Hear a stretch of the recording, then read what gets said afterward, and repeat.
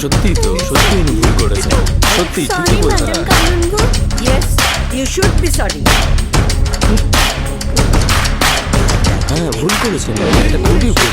স্কুলের জন্য এত কিছু করলাম তো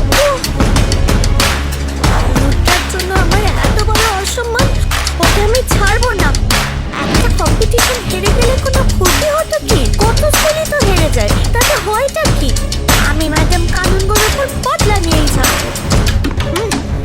এটা নয়,